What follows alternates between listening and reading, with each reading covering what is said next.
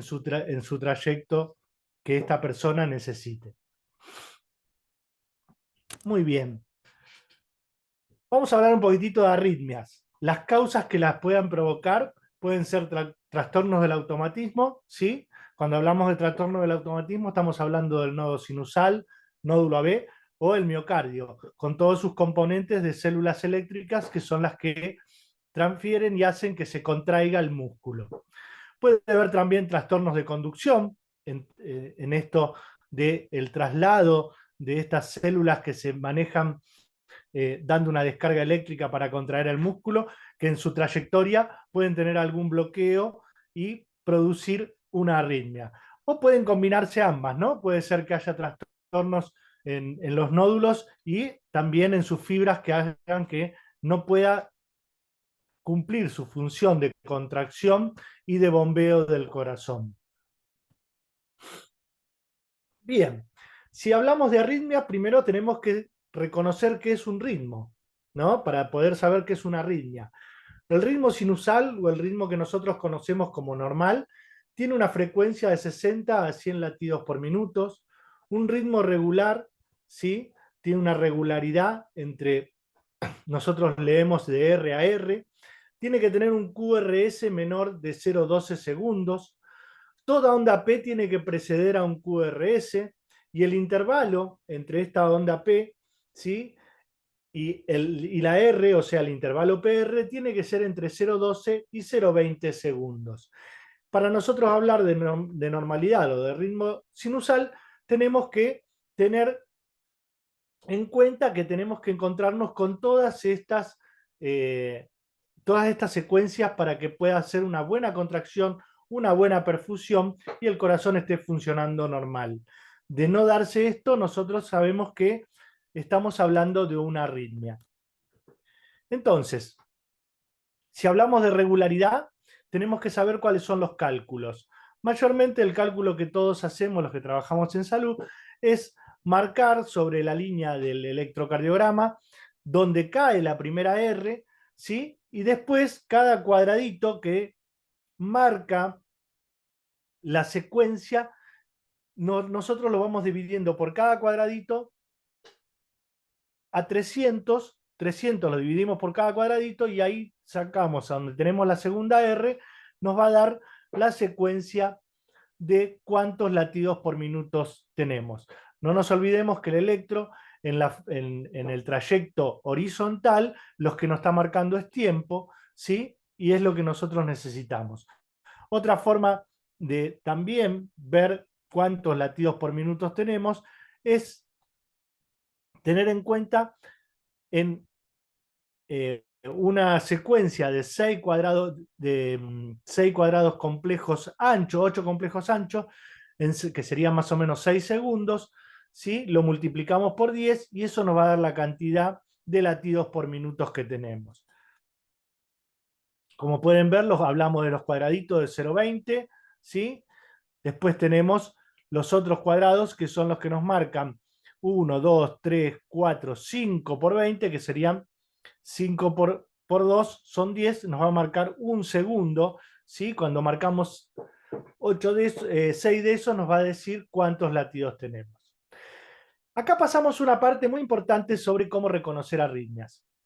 Son 4 preguntas que no tenemos que olvidar nunca y que nos tenemos que hacer cada vez que vemos un electro o vemos un monitor.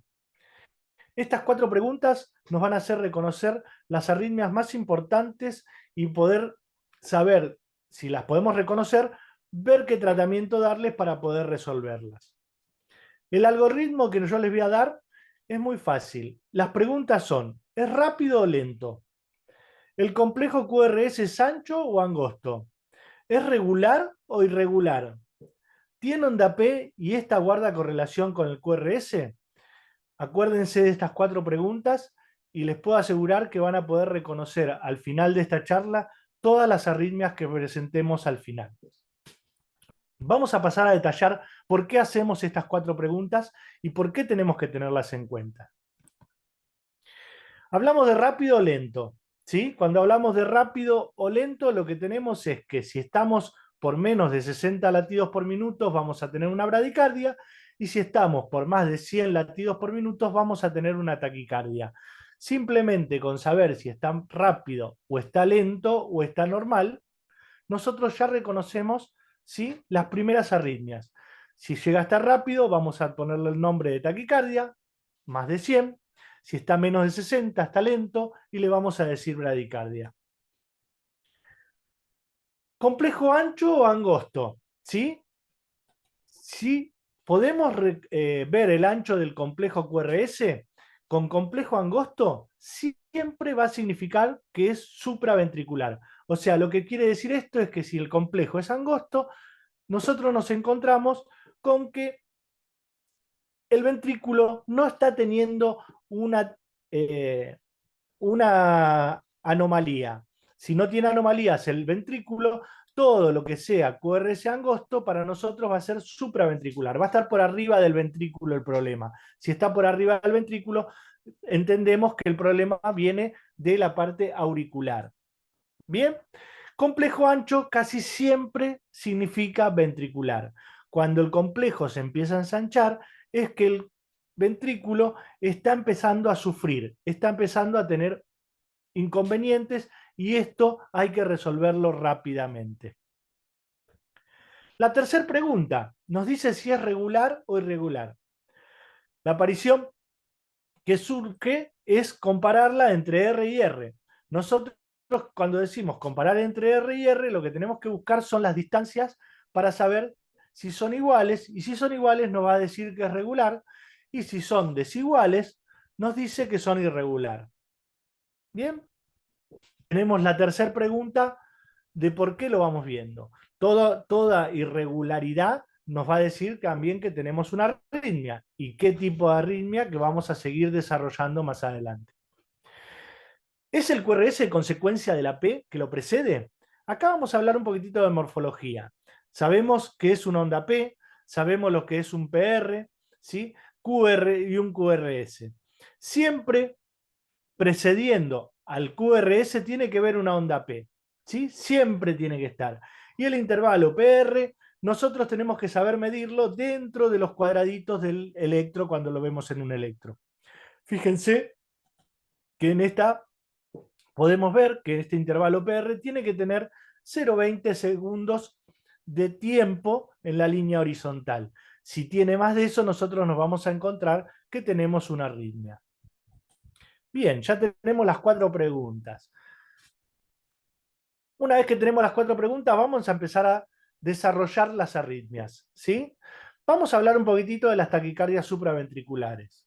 ¿Qué significa una taquicardia supraventricular? Significa solo que es rápido y que es angosto. No significa otra cosa que eso. Puede ser regular o irregular, ¿sí? Vamos a ver cuál es la diferencia entre unas y otras. Y es un síndrome que no define enfermedad puntual. O sea que nosotros lo que podemos ver es que tenemos un síndrome. Por algo está rápido ese corazón. Tenemos que desarrollar para ver qué es. Pero ya que sea rápido, nos está diciendo que algo lo está haciendo funcionar a este corazón para que vaya más rápido. ¿Bien? Entonces, tenemos taquicardia supraventricular. La situación clínica del paciente define las conductas. Si yo tengo una taquicardia supraventricular, sea cual sea, y está compensado, me va a dar tiempo. Me va a dar tiempo para que yo pueda hacer solucionar el problema de la taquicardia supraventriculares con maniobras vagales, podemos utilizar algún tipo de drogas, ¿sí? Podemos ir viendo. El problema es cuando la situación clínica me demuestra que está descompensado este paciente y nosotros al paciente descompensado con una taquicardia supraventricular tenemos que darle una cardioversión, que es una desfibrilación coordinada por el aparato, ¿no? Por el cardiodesfibrilador. Entonces, tenemos que ver la situación clínica siempre del paciente. Acuérdense que nosotros, si estamos en un monitor o estamos viendo un electro, lo que estamos viendo es una máquina que nos está diciendo algo, pero nosotros atendemos pacientes. Así que siempre vamos a ver la situación clínica. La clínica, creo que esto lo deben haber escuchado muchas veces, es sagrada. Si yo no me manejo con la clínica, estoy tratando nada más que una máquina que me está diciendo que algo pasa. Vamos a hablar un poquitito más, vamos a entrar un poquitito más en las taquicardias. Acuérdense que las preguntas eran si es rápido o lento, en este caso tenemos que es rápido, ¿sí? Si es regular o irregular, en este caso vamos a ver que es regular y que el QRS es angosto, o sea que es supraventricular. Eso nos está dando unas señales, pero tenemos que seguir preguntando. Tenemos que preguntarnos si tiene onda P o no tiene onda P. Si tiene onda P, ¿sí? Si tuviera onda P, sería una taquicardia sinusal. Acuérdense que la onda P se marca en el electro porque el nódulo sinusal produce la descarga, la primera descarga que hace que la aurícula se contraiga y va a poder marcarnos que existe esa onda P que va a decir que la aurícula está funcionando bien. Mayormente en las taquicardias supraventriculares de alto pasaje, o sea, con más de 160, 170, es muy difícil identificar si tiene onda P o no tiene onda P. Pero lo que podemos ver si tiene regularidad. Como vemos en el primer electro, ¿sí? En este primer electro, fíjense que no podemos ver una onda P, va muy rápido, es un electrodo muy rápido, ¿sí? Y nos encontramos una taquicardia supraventricular, ¿sí? Que es regular. Perdón, vamos para atrás. Ahí está, una taquicardia supraventricular que es regular, sí, pero no identificamos la onda P. Entonces la definimos como taquicardia supraventricular, lo que tenemos que ver es la clínica y para resolverla podemos hacer, si está compensado, maniobras vagales, ¿sí? Podemos utilizar alguna droga como la adenosina, ¿sí? Y podemos ver si revierte esta taquicardia. En el segundo electro también podemos ver que existe regularidad, que el QRS es angosto, pero no podemos identificar tampoco una onda P. Y también es una taquicardia supraventricular que puede ser definida o arreglada si el paciente está descompensado con una cardioversión. Y en este tercer electro, lo que vemos es que hay una onda P, puede ser identificada, tenemos una taquicardia sinusal en este caso, pero la taquicardia sinusal también tiene que ser tratada de la forma, como les decía antes, si el paciente está compensado o está descompensado. Bien, las taquicardias supraventriculares regulares, ¿sí? Son variadas. Acá tenemos otra también que podemos identificar, que muchas veces vamos a ver que entre R y R nos vamos a encontrar con alguna formación que no es onda P, no es onda T, sino que es tipo serrucho. Y esta también es una taquicardia supraventricular, que se trata de la misma forma que todas las taquicardias supraventriculares, pero que se llama flutter. Este flutter auricular, ¿sí? Tiene que ser tratado como una taquicardia supraventricular y después de haber revertido esta, o sea, sacado de esta taquicardia, tiene que verse con el profesional cardiólogo para que tenga algún tratamiento posterior. No nos olvidemos que está teniendo alguna falla a la aurícula, puede ser que haya alguna desconexión o algo en la parte de las células que producen la electricidad dentro de la aurícula y produzcan este tipo de serrucho, y cuando nosotros identificamos este tipo de serrucho, lo que sabemos es que podemos identificarla con el nombre de flutter, pero no deja de ser de las taquicardias supraventriculares regulares. Bien, las taquicardias supraventriculares, ¿sí? Pueden ser taquicardia auricular o taquicardia sinusal, como habíamos dicho, las taquicardias supraventriculares y el flutter. Siempre tenemos que ver la clínica del paciente. Dentro de las taquicardias supraventriculares irregulares, ¿sí? Solamente existe una, y es muy conocida. Es llamada la fibrilación auricular, ¿sí? Cuando nosotros nos encontramos antes esta fibrilación auricular de alto pasaje, hay que revertirla. También se hace con cardioversión, que en este caso, si está descompensado el paciente, lo que hay que hacer es cardiovertirlo. Bien, acuérdense, la única irregular entre las taquicardias supraventriculares es la FA. Por eso les decía que ya hablando de rápido, ¿sí? QRS angosto, regular o irregular, podemos identificar las taquicardias, ¿sí?, supraventriculares, que son tanto las regulares, como dijimos, 3, y la irregular es 1. O sea que ya tenemos para identificar, sabiendo que es rápido, QRS angosto, ¿sí?, y si es regular o irregular, 4 de las arritmias importantes que nosotros, identificándolas a tiempo, podemos resolver. Bien, vamos a pasar ahora a la taquicardia ventricular, ¿sí? Cuando hablamos de taquicardia ventricular, lo que tenemos que saber es que es rápido, ¿sí? El QRS es ancho. Estamos hablando que el ventrículo ya está empezando a tener algún tipo de inconveniente, ¿sí? El ritmo es regular, ¿sí? Y mayormente no vamos a identificar ninguna onda P. En este caso no la vamos a identificar. Al ser rápido no la vamos a identificar porque el QRS al ensancharse lo que va a hacer es tapar esa onda P. Entonces, fíjense que la frecuencia es rápida, ritmo regular, QRS ancho, automáticamente tenemos rápido, ancho, taquicardia ventricular. Estas taquicardias ventriculares pueden ser 3 en definiciones.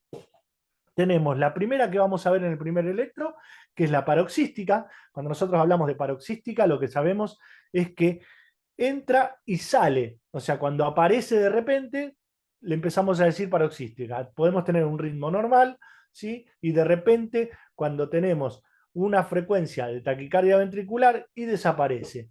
Estas taquicardias nosotros las podemos nombrar como paroxísticas. También tenemos la polimórfica, ¿sí? Mayormente las polimórficas pueden ser llamadas también torsadas de Point.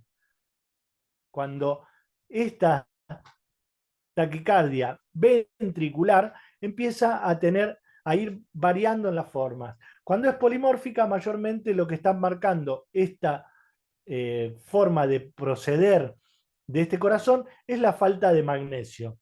Y por supuesto, tenemos la más reconocida o la que podemos ver tanto en pacientes conscientes como pacientes en paro, la monomórfica. La monomórfica es cuando tenemos el QRS ancho. Lo que tenemos que tener en cuenta es que acá tenemos que ver la clínica, tenemos que ver si el paciente, tanto en la polimórfica como en la monomórfica, tienen pulso o no tienen pulso. ¿Sí? Si no tiene pulso, se desfibrila. Si el paciente tiene pulso y todavía nos da tiempo, podemos cardiovertirlo, pero mayormente si el paciente está descompensado y tiene tanto una polimórfica o una monomórfica con pulso pero descompensado, también se desfibrilan las dos. Bien, y ahora vamos a esta que creo que es la madre de todas las arritmias, ¿no? La fibrilación ventricular. Yo les dije que había que hacerse 4 preguntas, y en este caso yo les pregunto, si ven esto me van a decir, muchos me contestan que es rápida, y yo les contesto que no. Esta arritmia no es ni rápida ni lenta, ¿sí?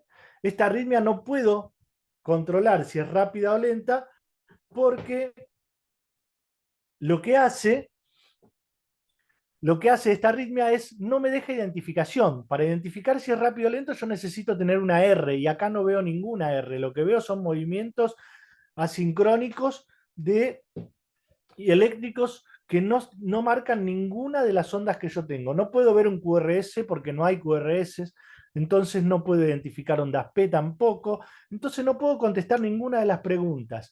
Acuérdense que tanto en la fibrilación ventricular como en la taquicardia ventricular sin pulso, el corazón lo que hace es no bombea.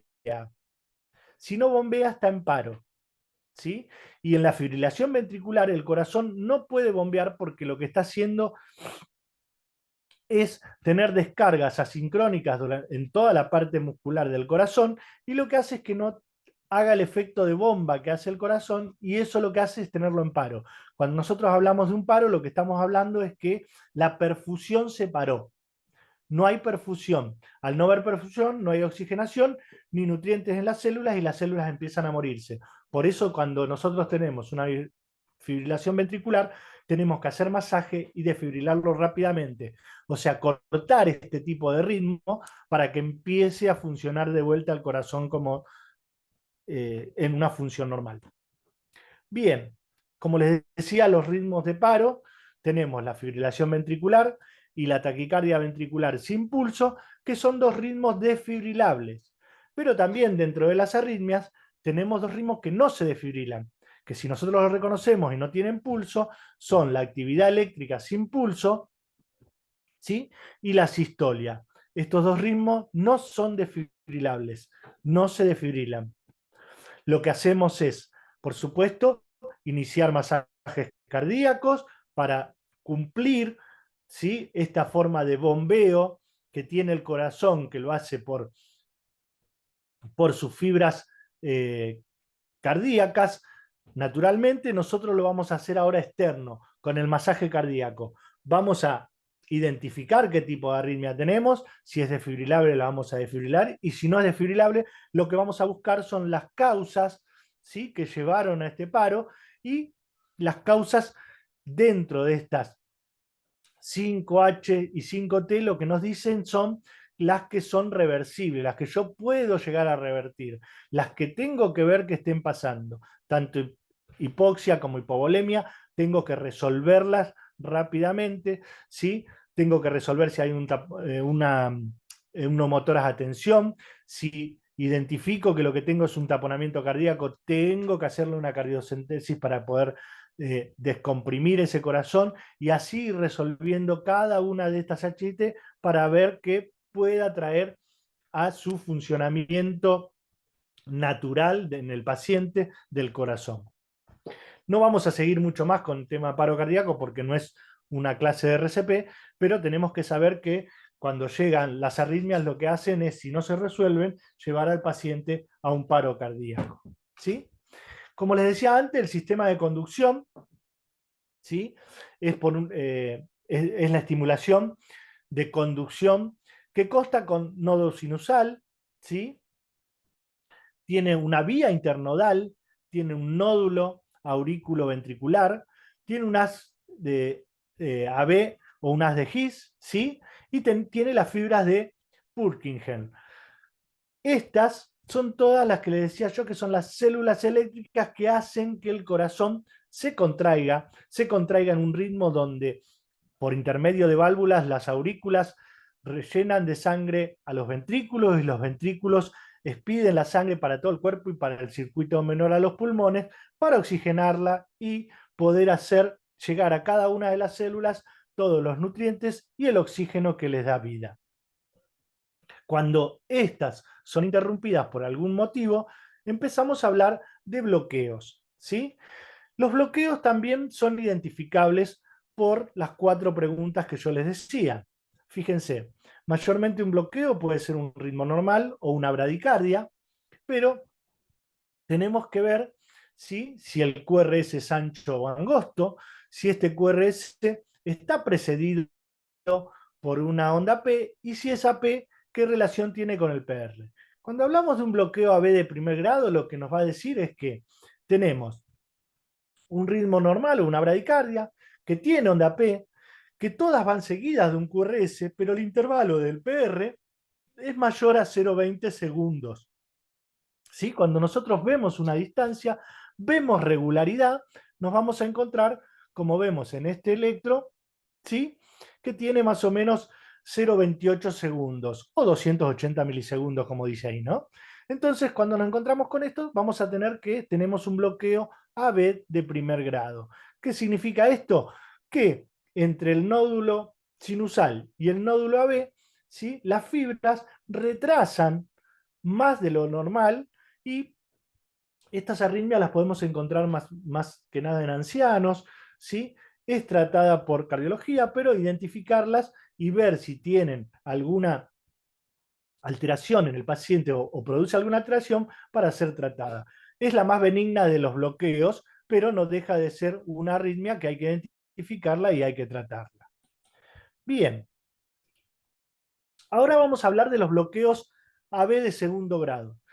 Las ventajas de los bloqueos AB de segundo grado es que son dos, ¿sí? Tenemos el MOVIT 1 o Wakebach, ¿sí?, como se llama, porque fue descubierto por un médico que se llamaba Wakebach, pero que no tiene tanta importancia a nosotros en el reconocimiento, sino saber que tenemos bloqueo AB de segundo grado tipo 1, MOVIT 1, ¿sí? Lo que nos dice y MOVIT 2 en los bloqueos de segundo grado. Tanto el MOVIT 1 como el MOVIT 2 son irregulares. Fíjense que el bloqueo AB de primer grado era regular. Cuando nosotros vemos un bloqueo irregular, automáticamente tenemos que identificar que es de segundo grado. ¿Sí? En este caso, el MOVIT 1, ¿sí? Lo que produce es, fíjense, QRS puede ser una bradicardia o un ritmo sinusal, pero lo que va haciendo es que la onda P se va alejando. Fíjense que en la primera está cerca, se va alejando y una no tiene correlación. O sea, la aurícula va a rellenar 2 veces al ventrículo, lo que hace es darle más sangre al ventrículo, el ventrículo va a tener mayor llenado y lo que va a hacer es distender a ese ventrículo. Si nosotros no la tratamos esta arritmia, seguramente el QRS se va a empezar a ensanchar, va a decirnos que el ventrículo va a empezar a tener un daño o va a tener algún inconveniente y eso puede llevarlo de no ser tratado al paro. Mayormente estos pacientes, si no se trata, no se puede resolver con alguna situación de quirúrgica, pasan a tener un marcapaso. ¿Sí? Pero acuérdense que el MOVID 1 es que se va alejando, se va alejando, se va alejando hasta que hace 2 disparos de la aurícula al ventrículo seguidos. ¿Sí? Y vuelve a tener la señal. Esto hace que las ondas R se vayan alejando, haya una que es diferente y esto le da la irregularidad. ¿Sí? ¿Lo pueden ver ahí? Ahí está. 2 seguidas, ¿sí? Y la irregularidad en la distancia. Bien, vamos a hablar ahora del bloqueo AB de segundo grado, que es más peligroso que del de primero. ¿Sí? ¿Por qué? Porque en este caso lo que pasa es que tenemos que tiene onda P, que cada onda P tiene la correlación del PR en condiciones normales, ¿sí? Cuando está en condiciones normales, pero cuando no es, algunos sí y algunos no. ¿Se entiende? Algunos disparan, algunos tienen esta correlación y algunos solamente la aurícula pasa sangre al ventrículo, vuelve a pasar sangre al ventrículo y recién dispara. A veces son una o dos las que manda. Lo que va haciendo es le da más sangre al ventrículo, lo hace distender a ese ventrículo porque lo doble llenado de sangre aurícula hacia el ventrículo lo distiende y esa distensión lo que puede hacer es que se ensanche, que sufra ese ventrículo, ¿sí? Y que después empieza a tener un mal funcionamiento de perfusión, por supuesto. Bien, como pueden ver, las distancias son diferentes y esto habla de que este paciente sí o sí va a terminar en un marcapasos para poder seguir teniendo una función cardíaca normal. Bien. Y ahora pasamos al más peligroso de todos, que es el bloqueo AB de tercer grado. El bloqueo AB de tercer grado tiene una actividad de P y QRS disociada. O sea, fíjense que en este caso lo que nos encontramos es que tiene un QRS angosto, pero este QRS angosto va a durar muy poco. Cuando nosotros tenemos un bloqueo de tercer grado, lo que pasa es que la aurícula va a un ritmo mucho más rápido que el ritmo que marca el nódulo AB para contraer el ventrículo. O sea, los ventrículos van a estar eyectando sangre más distanciadamente, más lentamente, o sea, bradicárdicos, ¿sí? Y las aurículas nos vamos a encontrar que van mucho más rápido, ¿sí? Entonces, el llenado de la aurícula hacia el ventrículo va a ser de 2, a veces hasta de 3 contra 1 de eyección del ventrículo. Esto va a hacer que el ventrículo sienta esa presión, ese llenado, y empieza a dañarse y seguramente este paciente puede llegar al paro cardíaco si no es tratado con un marcapaso. Muchas veces cuando llegan a las guardias o llegamos a la terapia, el paciente necesita un transitorio hasta poder tener el marcapaso definitivo. Pero lo que tiene es que son regulares. Fíjense que tanto las ondas P como las QRS tienen la misma distancia, o sea que la regularidad de esto, pero las distancias entre uno y otro, lo que nos está diciendo que es de tercer grado, cuando está disociado. Bien, les muestro este electro donde ya ha pasado más tiempo y ese tiempo lo que ha hecho es que el QRS empieza a ensancharse, empieza a tener daño. Cuando nosotros vemos el QRS ancho, lo que estamos viendo es un daño del ventrículo. Cuando el ventrículo está dañado, ¿sí? El paciente va a estar más descompensado todavía, con más peligro de entrar en un paro cardíaco. Si no le ponemos un marcapaso a este paciente, seguramente llega al paro cardíaco. Bien, como les decía, las bradicardias también existen. Existen en todas las arritmias, ¿sí? Ahora lo vamos a ver. Lo que sí nosotros siempre tenemos que tener en cuenta es al paciente y saber si está compensado o descompensado. Fíjense, como podemos ver, en la primera, una bradicardia, ¿sí? Esto seguramente es un paciente que está tratado, está medicado, pero no deja de ser un flúter en bradicardia. ¿Bien? Bien clarito, ¿no? Bien, bien serruchito, un QRS angosto, está dentro del cuadradito. A veces lo que hago es agrandar un poco más los electros para identificarlos mejor. Como pueden ver en el segundo, tenemos una onda P lejos, ¿sí? Del QRS. Este es un bloqueo de primer grado muy, muy aberrante, ¿sí? Tenemos una distancia de la onda P al QRS muy, muy lejos, ¿sí? Muy disociado, muy distanciado, que lo que hace es bien marcada. Y después tenemos este de abajo que a veces nos confunde, pero no tenemos que confundir. Acuérdense que es una bradicardia sinusal, fíjense, pero nos marca esta onda de acá, que nosotros también tenemos que identificar y tenemos que saber que existe, que es la famosa, ¿sí? Onda U. ¿Sí? La onda U, acuérdense, que es como una relajación del ventrículo posterior, ¿sí? A su primera relajación, que es la onda T. No es muy común verla, pero si aparece, siempre vamos a tener que ir a la clínica del paciente y no asustarnos que no son 2P, sino que es como una relajación que no cumple ninguna función. Si no está descompensado nada del paciente, no cumple ninguna función de daño, ¿sí? Lo único que tiene que es una bradicardia. Bien, como les decía, las bradicardias también existen. Fíjense en esta, aunque está agrandado el electro, sí nos marca, pero fíjense que en las distancias no está lejos ni nada y tenemos una bradicardia sinusal, es por tiempo.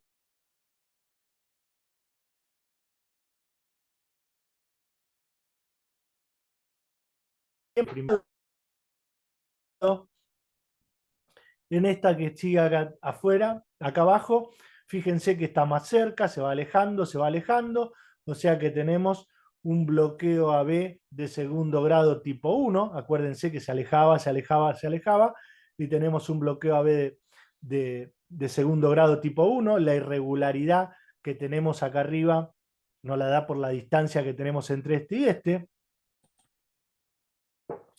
Acá arriba tenemos también, fíjense lo que les decía, un bloqueo de segundo grado, ¿sí? Tipo 2, pero ya más aberrante. Acá el QRS ya empieza a ensancharse, o sea que esto está empezando a producir daño. Fíjense que tiene una onda P que no está precedida por un QRS, otra onda P que no está precedida, y esta sí, o sea que está rellenando a este ventrículo. Este ventrículo tiene que hacer mucho más fuerza, más presión, y lo va dañando. Por eso el QRS se ensancha. Bloqueo AB de segundo grado. En este caso tenemos otro bloqueo, ¿sí? De la misma forma, pero con el QRS más angosto, lo que nos dice que esto está, o sea, cuando sacamos este electro, seguramente recién estaba empezando en la secuencia y este fue un hallazgo tardío, el de arriba. Y aquí abajo tenemos un bloqueo AB de tercer grado, bastante aberrante, ya en este paciente debería estar muy descompensado, porque el QRS, como pueden ver, está muy ensanchado, lo que está diciendo es que está teniendo un daño y que en cualquier momento puede entrar en paro cardíaco. Bien, si hablamos de arritmia, podemos hablar un poquitito de extrasístoles ventriculares. Lo que tenemos que saber de las extrasístoles es que cuántas son, ¿sí? Si son frecuentes o son aisladas, dónde caen, tener cuidado si caen sobre la onda T o no, ¿sí? Si caen sobre la onda T son peligrosas porque pueden producir una fibrilación. ¿Son de un solo foco o son multifocales? Acuérdense que cuando hablamos de una extrasístole es como si fuera una taquicardia ventricular, pero paroxística muy corta, de uno, porque si son más de dos o más de una dupla, ¿sí? Automáticamente se transforma en una taquicardia ventricular paroxística. Bien, como les decía, las extrasístoles existen, ¿sí? ¿Cuántas son? ¿Dónde caen? Mayormente las extrasístoles todos podemos tener algunas, si son aisladas, si tenemos que ver que no caigan sobre la onda T, no más que eso, y verificarla y por supuesto informarlas cuando las vemos. Cuando tenemos que son más de dos, como les decía antes, más de dos duplas, pasan a ser taquicardias ventriculares, ¿sí? Paroxísticas. Si son de un solo foco, multifocales, podemos verlas. Como vemos acá, podemos empezar a identificar, más que nada los traje para que identifiquemos entre todos, pero si nos hacemos las 4 preguntas, empezamos acá, tenemos que es rápido, ¿sí? Que es regular y que el QRS es ancho, automáticamente sabemos que esto es una taquicardia ventricular. Como vemos es monomórfica, porque tiene morfología hacia un solo lado, las R las vemos siempre para arriba. Bien, como vemos en la parte de arriba, tenemos un electro que si lo vemos bien, es un electro que está al revés, ¿sí? Ojo con eso, cuando leemos tenemos que leer bien, tenemos que saber que tenemos todo bien puesto, pero es un electro donde tenemos un ritmo sinusal, nada más que está al revés puesto, entonces lo vemos diferente. Siempre acuérdense que nosotros identificamos las curvas y las líneas, pero en un monitor o en un electro lo que solo nos dice es que lo que nosotros podemos tener en el paciente, pero el que habla siempre es el paciente, no olvidarse de la clínica, porque los monitores son máquinas, se pueden equivocar o pueden tener alguna mala conexión o pueden estar dañados. El paciente nos va a decir realmente si lo que está pasando en el monitor o está diciendo el electro es real con los síntomas que nos marque. ¿Sí? Como vemos arriba tenemos una taquicardia sinusal, ¿sí? Si nosotros vemos esto, tenemos que trabajar rápidamente, ver si el paciente tiene pulso. Si no tiene pulso, hay que desfibrilarlo porque esto, ¿sí? Si lo vemos bien, tenemos que es una taquicardia, ¿sí? Acuérdense que tiene R, ve que la vemos, una taquicardia ventricular, ¿sí? Polimórfica, que está cayendo ya en una fibrilación también. Acá tenemos una taquicardia ventricular polimórfica, fíjense cómo va rotando, nos vamos dando cuenta que va rotando, parece que va rotando. Este paciente no solamente hay que desfibrilar, sino que también se va a trabajar con magnesio. La falta de magnesio hace que se empiece a ver este tipo de ondas o de frecuencia en la parte eléctrica. Como vemos acá, tenemos una taquicardia ventricular monomórfica, ¿sí? Muy rápida, de 212. Lo que tenemos que ver es si tiene pulso o no tiene pulso el paciente. Tanto si tiene pulso y está descompensado o no tiene pulso, lo vamos a desfibrilar. Si llega a tener pulso y no se descompensa, que es muy raro que un paciente con esto no esté descompensado, pues nos da la posibilidad también de cardiovertirlo. Como vemos acá, ¿sí? Vemos una fibrilación auricular, ¿sí? Nos la reconocemos rápidamente, tenemos QRS angosto, o sea que es supraventricular, pero la regularidad y lo rápido nos está diciendo que es una fibrilación auricular. Tenemos también, cuando vemos algo así, tenemos que tener muy en cuenta ver el pulso del paciente. Esta es un electro de una actividad eléctrica aberrante, seguramente una actividad eléctrica sin pulso. Estos pacientes tenemos que ver cuál es la causa, ¿sí? Y tratarlas rápidamente. Fíjense que cuando hablamos de frecuencia, al ser aberrante, cuando nos marca un número, nos marca un 0. Los monitores a veces esas no las pueden encontrar. En este caso, lo que tenemos que ver, porque acá lo que vemos es una línea isoeléctrica. Para que esta línea isoeléctrica se transforme en asistolia, tenemos que tomar pulso, ver que todo esté bien conectado y que esté todo funcionando correctamente. Si todo eso concuerda, recién ahí podemos hablar de una sistolia. Si no, es una línea isoeléctrica. Como podemos ver en este, acá tenemos ya una fibrilación fina que va llegando ya a la sistolia.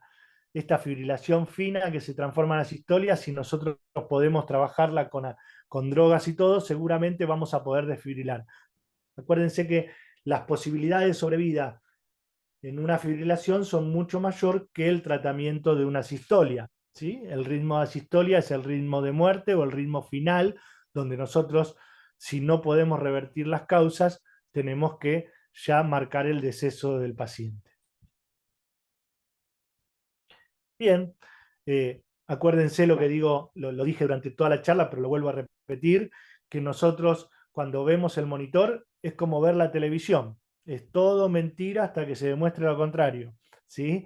Nosotros tenemos que ver los monitores y que son elementos que nos ayudan a ver al paciente. Si el paciente nos va a decir realmente si eso le está pasando, porque toda arritmia lo que va a producir es alguna descompensación o algo diferente en el paciente que lo va a hacer notar, por eso viene a verse por la arritmia.